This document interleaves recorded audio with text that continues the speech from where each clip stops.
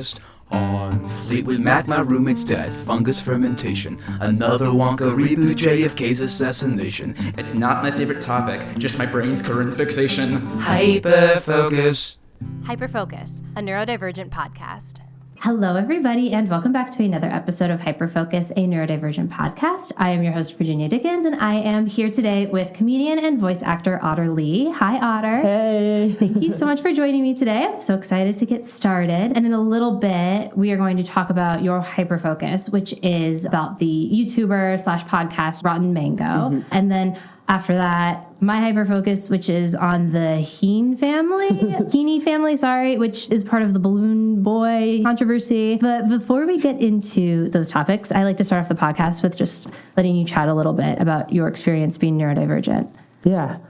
So I don't know where to start. I'm getting distracted. I guess just ever since I was a kid, right, I would always get really, really into stuff, and the stuff that I liked, I'd be really good at. And sometimes that was my grades, and a lot of times it wasn't. And so that would be very frustrating because everyone would be like, you're very capable of memorizing things and studying and doing stuff. But I feel like once video games came out, it was game over. Did you find that got easier or harder as you got older? I think it's gotten harder since I've been out of school because I very much understand the conceit of if you study for this exam, you'll get a grade. And if you get this grade, it'll look good. And now it's if you study this job before the interview, maybe you'll get it, but probably there are a lot of factors out of your control. Mm-hmm. Yeah. It's not as linear, I guess. I ran into the same struggle. You just kind of think you'll just get a job and then you just keep getting better jobs as time goes on. And if you do good at your job, you'll get the next version of that. Mm-hmm. And that's not how it works at all. And a lot of the people I date are very disorganized and very lost as well. Yeah, no, I tend to also date neurodivergent people, which is great because you have a lot of things in common, but also sometimes it's a lot if it's both of you.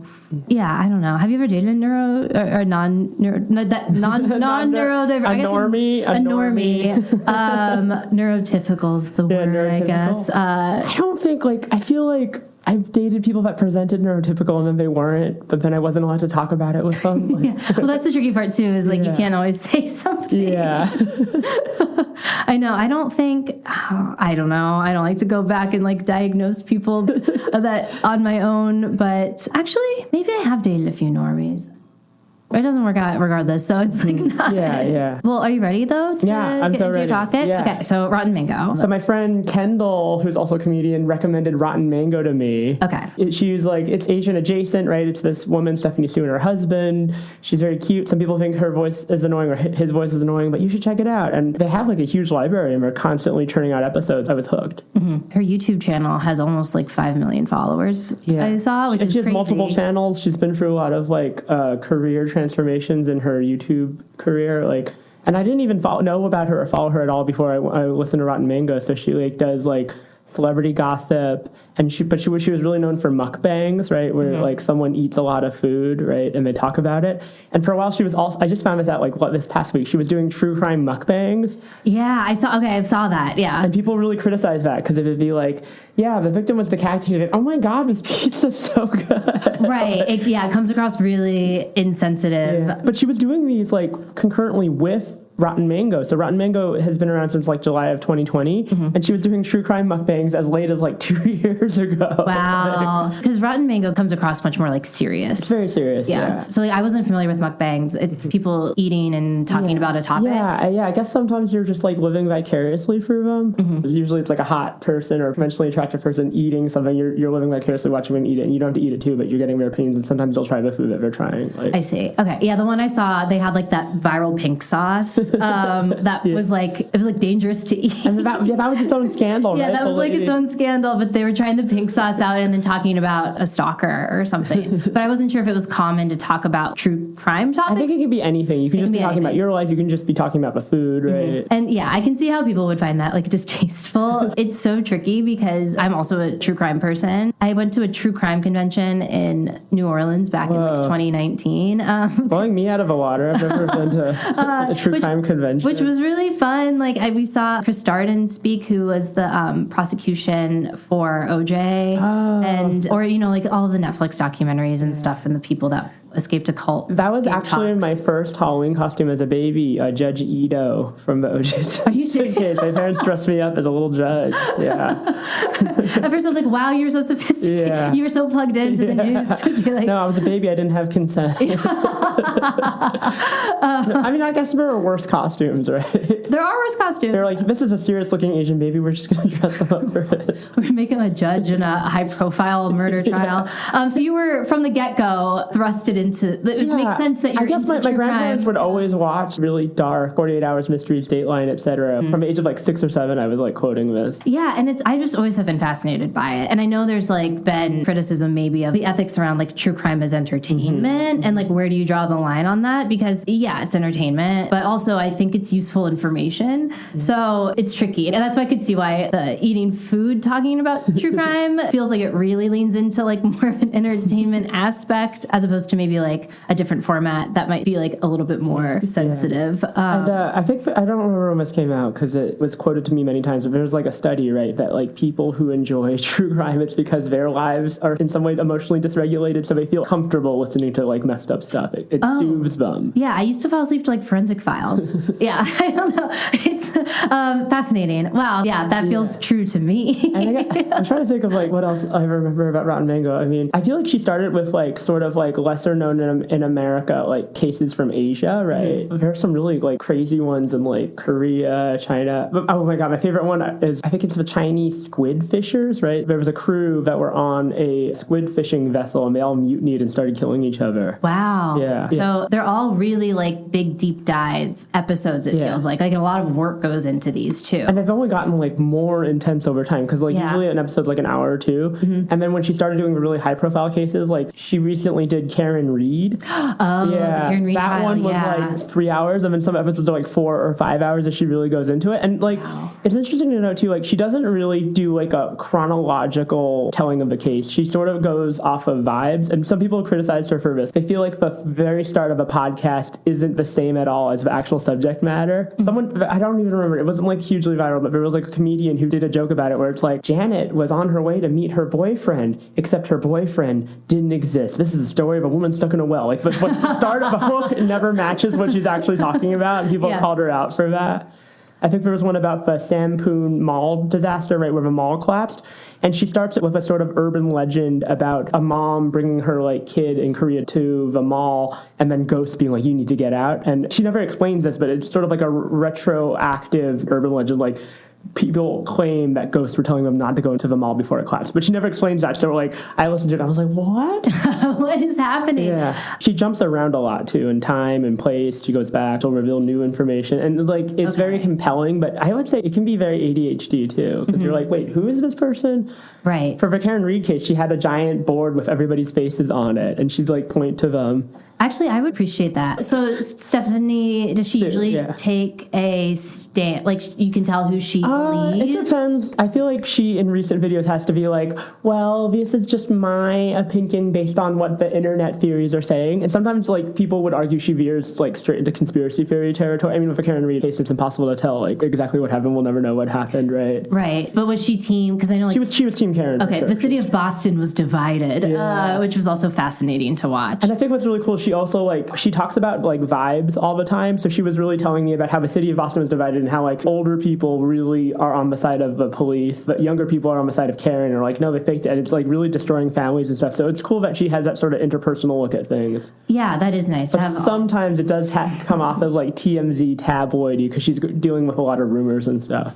I see. Okay. And then that also kind of just feeds into like the YouTube format of it all, even though I know it's a podcast. The really long 2-hour episodes, deep dive YouTube videos that will also just be released as just audio as a podcast as well. Yeah. Okay. Because the visuals help. The visuals help. The visuals have graphics and images and a lot of like other things a part of it too. It's not just like when we have actual like footage of people in the different cases, it's really helpful to see. So do you think like what do you think her approach is? Does she focus on every conspiracy? She just focuses on sort of the big ones that like netizens are talking about. Okay. Right? She's going to have opinions herself, but she's going to try to bring up every big vague like opinion that or possibility, I guess. Like, Okay. That's what she's trying to do. Of course, it's impossible to cover everything. It's impossible to cover everything. And then things like that, like nothing is going to ever be completely objective because she's ultimately the one deciding what makes and doesn't And I make. think what's worth mentioning is that she has a team of researchers which help her out with the podcast. But her biggest, most successful videos, the ones that like got her like beating Joe Rogan's podcast, were her actually showing up as a journalist to the Diddy trial. I was going to ask about that. She got into She was in the courtroom, and it was part of like netizen discourse too, because she mentioned that he looked koala-like, and then like Diddy complained that he looked like a koala in one of the later cases. So people are like, Stephanie Sue, be safe. Like he knows who you are, and he's gunning for you. that Diddy was acting koala-like? But he looked koala-like, the way that What does that mean? the courtroom like sketch artist drew him with his like gray hair and his like tufts of hair, made him look like a koala. Oh, I see. Okay. Yeah, so she mentioned that, and then he like is on the record as like telling the courtroom person that I look too much like a koala, and then other people say that he like looked right at Stephanie and was like, I know you, or like mouthed something to her. Oh, wow. I feel really bad because I actually like I live very close to the courts. I'm in Chinatown. Yeah. So like I emailed Stephanie Sue. I was like, hey girl, like let me know if you want to like grab boba or something. I'm around. Like I was like Yeah. I'll grab a selfie with her, but like she's gotten like a lot of really negative attention from covering the Diddy stuff, and she felt really unsafe. So she had a second video where she was explaining that. I was like, oh, I wish I'd seen that before I emailed her, but I'm sure she gets lots of crazy emails, so I'm not sorry. No, I'm sure. And then they must have been pumping out the videos, like working overtime, because they were Yeah. released like Out of like her hotel room or wherever she stayed. That's crazy. And then, okay, because I saw some people also like on Reddit or whatever being like, you're in the courtroom as a journalist, but then you're making these videos. Didn't necessarily feel like No. the most I think it's fair to ethical talk thing about. to Like, say. the thing that really struck me when I first started watching her is that her like husband, who she never shows his face, like she wants to keep him private from the public, which is really sweet. One day I'm gonna have a hot husband. I'm gonna do that. He comments on stuff, but he never does the same amount of research as her team. So he's like, I'm assuming this isn't scripted. If it is scripted, he's doing a good job of acting. But like he like reacts very like in shocked ways to the different information. Like it used to be kind of funny to me. Like it'd be like, and then so and so took her last breath on the cold back from floor. And he'd be like, oh no way. Like it was just a little jarring. But like I can see why a lot of true crime podcasts would have someone who knows all of the details and someone who doesn't, who's asking questions to naturally move a conversation along. Yeah, no, that makes sense. Also, I would assume if you're like recording it and you're talking to someone and explaining it, it makes it feel more compelling, like how it comes across, how viewers see it too. And then another nice thing that they do, I don't think they always did it, is they try to donate to charities that are sort of in line with the victims of the case in some way. Oh, that's nice. A crazy, like the one that really struck me was for the Karen Reed videos. She donated to victims of cancer because the officer that died, right, his sister died of cancer and he was raising her kids. So it was like very tangentially related, but it was like, oh, it's still nice. You're connecting the charity to the story in some way. It is nice. And it's also nice to be like, and again, kind of back to it's like you have millions and millions of followers and subscribers and you're making videos off of these people's stories. So it is nice to like, you're making a lot of money off of it too, like a lot of YouTube money specifically, probably podcast money also. So it is nice to like see that then gets kind of back to. And she's taking the time to talk and like give her personal thoughts and stuff. I have another question though about how she got into the Diddy trial. So you can just show up for that if you have the proper like journalist accreditation, or if you want to show up in the like not friends and family pews or whatever, but like the like visitor things. Like it's open. You just have to wait in line for a while. And I think she hired like someone to wait in line for her and her researchers. Okay. Yeah. And then, so she just went in as like a public view. I think she went on journalism. On journalism, which is really crazy to me. Wait, yeah, because then she doesn't work for any publication. No. I thought she did a really good job of like sensitively talking about the victims and their testimony, right? I feel like she did it from like a place of believing victims and wanting to like champion them. Yeah. It was interesting because like after verdict came out, she did a very short video. I think it was just like, well, I'm done with this. I kind of felt like she knew that it was going to swing that way anyway. Okay. Yeah, I saw that one video that was like all the reasons that they could find him not guilty. It was like one of the big ones. Did it seem like she thought he was guilty? Yeah. Totally, Well, I think everyone did. Yeah. Being biased here. Well, it's not the first time you've seen like a state prosecution fumble a trial. So, okay, are you ready to talk about my so ready hyper-focus? for the Heaney family. The Heaney family. Have you seen those like train wreck documentaries on Netflix that they've been releasing? The other day I turned on one that was like train wreck, the Balloon Boy, and I was like watching it. And for those who aren't familiar with this story, this family, the Heaney family, they live in Colorado. It's a husband, wife. This was back in 2009, by the way. And they make a homemade like flying saucer UFO filled with helium, and it's supposed to just, they say, hover 20 feet in the backyard. It gets untethered somehow and flies away. And then one of their kids... Falcon, is it? Falcon, yeah. But one of the other kids starts screaming, Falcon is in the UFO balloon in the sky. So then they like notify the police. It's this huge media frenzy. They're chasing down this UFO balloon and all these theories and da-da-da. And they retrieve the balloon. No one's in it. And it turned out that Falcon was just like inside in his little like hiding place in like the ceiling of the garage or something, asleep, like napping. And then it became a bigger issue later when they were making press appearances, and they asked Falcon why he kept hiding or didn't come out of his hiding place, and he said to do it for the show. And then the media took that and like reframed it as like this whole family just did this to get famous for a reality TV show, something or other. And I'm watching this, and I'm like, first of all, this is a crazy story. And then I recognize the family from Wife Swap. Richard Heaney was so appalling on this episode of Wife Swap. And like their family was presented as like this free, you know. I don't remember on Wife Swap. The only Wife Swap lady I remember is the Christian Warrior lady. And she's on TikTok now. She's on Instagram and TikTok. She's like dancing at the club. Good for her. Wow. Okay. Wow. I love. Well, it's also really fun to watch this back from just like a current lens. Back in like there was one family and they were painted as like a bunch of horrible American hating people because they didn't like George W. Bush and they thought the Iraq War was wrong. Yeah. And like their whole edit was like, this family, they're anarchists who hate America. And then like a few years down the line, it's like, oh, we all think that though. Now, I was one of those like people when I was in 4th grade. I would show up to my Republican friends' like family homes and be like, you shouldn't have a calendar of that man. He's bad. There are no weapons of mass destruction. People must have thought I was so annoying. But you were right. Time proved you right.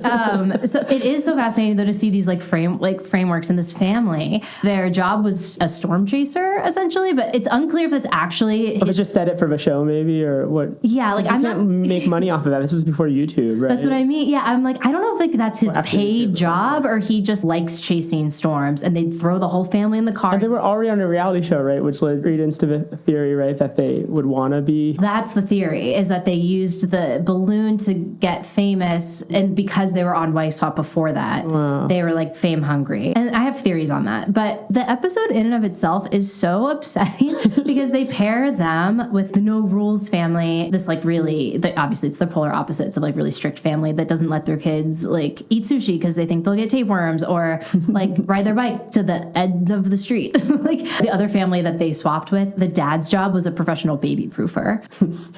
He should have baby proofed the balloon. Right? Yeah, they could have actually really used that family. He just like would yell at this woman like, you can't mentally compete with me. You should walk away. You're not my wife. You're a man's worst nightmare. He said once a woman hits 25, it's downhill mentally from there. I want that on a shirt. I'm not your wife. I'm a man's worst nightmare. Right? Yeah. That would just so be sold on a shirt now. And his wife, her name's Mayumi, and she's from Japan. And he also said to the wife that he swapped with that he was like, I'm glad my wife is from Japan because I can't put up with American women or something. Oh, yeah, it's like the subservient Asian. So like it reeks of all these. That reminds me. I have a very funny connection to this story. So when in 2009 for Halloween, I went as Balloon Boy. I don't have any photos or anything because I didn't post a lot back then. But like, I dressed up as Balloon Boy. I dressed up as a little boy. My mom was like, he's Asian, so he's fair game. Like, Falcon is Asian. Yeah, half Asian and Japanese. I'm not Japanese, but it's fine. Do people know your costume? I don't think they did because the outfit I was wearing was like too colorful. I didn't dress like a kid. What I did was I took one of those seat things that you have at Target and I wrapped it in aluminum foil and I attached a string to it so it looked like a balloon that was like propped up. And I carried that around. And I thought it was cute. I had a hat that looked like a sea otter, so I wore that. So it was like I was trying to dress like a kid and I was trying to like pretend I was like on the balloon, but no one really. I had a basket too, but no one really got it. Well, was there a basket in the? It was like a fake balloon tied to a basket, and I was like holding it up. Got it. Yeah. So I was just like, I can't believe that's that same family, because that family is insane. And What are they doing now? they moved to Florida. They flew to Florida. They flew to Florida. Flying machine. So this whole, to me, he just came off as like manic, or maybe mentally, I don't know, not well in one way or another. And obviously at these types of shows, especially like Wife Swap, I'm sure the producers did a lot to like finagle people. It's 2008 too. Yeah, to rile them up. Right. And because he went on later in an interview and was like, no, we didn't go on Wife Swap to be famous. I didn't want to go on Wife Swap, but we needed the money. And I looked up how much people got paid to go on Wife Swap, and it could have been up to $20,000. Oh my God. Which is a lot. I don't have a wife. I'll swap my non-existent wife. No, see, I was like, I'll go on that show too, because like, God. and so now I discovered a whole Wife Swap subreddit, which I haven't delved into quite yet, but people seem to be like, there's a price to pay to be on the show, which of course, unscripted television is exploitative in its own way, but then they did Wife Swap twice. So they did the first one, and this was literally the worst dad I'd ever seen in my entire life, and viewers voted to bring that family back. And so they, like, within the same year, they did a second Wife Swap with a different family that viewers... How did that go? Really funny. With the other family, the mom's a psychic, and oh my God, psychics don't do well on Wife Swap. No. I'm talking about the God Warrior lady, right? She's like, psychics. So I just found this really funny, because when like they do the Wife Swap, and then the new mom is like, it's time to play by my rules. So she literally, they give like their little speech. She told the family, she said, like, Richard, you're leading your family towards a science experiment that will blow up in your face. Oh. And then literally less than a year later, the Balloon Boy incident happens. And wow. So she was psychic. So she was psychic. Wow. I think that's pretty psychic. I watched the documentary, and I get the people thinking they did it to land a show or be famous or something, and I genuinely think they're giving them too much credit. What would the show even be about? Right? I know. Like, here's another flying machine. Better hope the kids don't get it, and it's just like in view. Right? The only thing that a stunt like that would get you attention for is like Child Protective Services. Yeah, like that's the best case scenario, right? But he wasn't in the flipping machine. Right. Yeah, I was like, thank God he's not in there. And they were like, well, the family just orchestrated this. Like, they have that interview where the kid said he did it for the show, but I'm like, he's 6 years old, and like, he could have said Charmander told him to do it. Right? Yeah, like, he's also on a show. Like, he's literally sitting on a TV show being interviewed, and said it was just kind of funny because after he said that, his dad was like, "Oh man," like the way he responded. But I don't know. I just really personally feel like everyone's giving them too much credit for. Do you think they really thought that he was in the machine? I think they thought he was in there. Yeah, I genuinely think they did. And they had footage of them like reacting to it, and everyone's like, I've seen worse acting on da-da-da-da-da, and they're really bad actors, and I just think that's giving them too much credit for that. I think Does that mean like Falcon's like in his like 20s now? He's like 22 What now, is he doing? The one update I saw, like the boys started a band or something. I don't know. I want to go to their band. We should go to their band. I would love to see their band. The Balloon Boy. The Balloon Boy band. The interesting thing, though, is like they pled guilty. Mayumi pled guilty to filing a false report, and Richard pled guilty to attempting to influence a public servant. Because, whenever you have that many people looking for a kid like that, right, a lot of taxpayer dollars go, like, those people could have been used for other stuff, right? And they ended up they both did, like, some time, not a lot, and they owed the government, like, $36,000. Oh, my God, that's more of a Wife Swap money. That's 2 episodes of Wife Swap. I feel sad, honestly. I know, they lost all their Wife Swap money. Well, and the reason they said, too, that they ended up pleading guilty was because they had threatened to export Mayumi. Oh, because she's Japanese. Yeah, and that was, I think they put that into it, and they didn't want the felony charge because they brought that up in the documentary, like that's messed up to like try to take a mom away from her kids as punishment for this. She's punished enough. She's married to Richard. She's married to Richard. It's truly punishment enough. I was like, genuinely, I would have loved maybe if Child Protective Services just like checked out the family a little bit, because she'd probably be safer in Japan. She probably would have. I like all this, like, my Asian submissive wife energy, right, is gross. Or to threaten to deport her is, like, ridiculous, I think. And that's why they said they pled guilty. And Richard is convinced they would have fought it and won in court. But who knows? And then recently, a judge in Colorado, like, scrubbed their records. Because he was like, we got to move on as a society. If it were up to me, they would have had to get into a balloon. Yeah, I know, right? But then Richard was like, I'm working on a lot of cool inventions, and he wants to, like, take it on Shark Tank.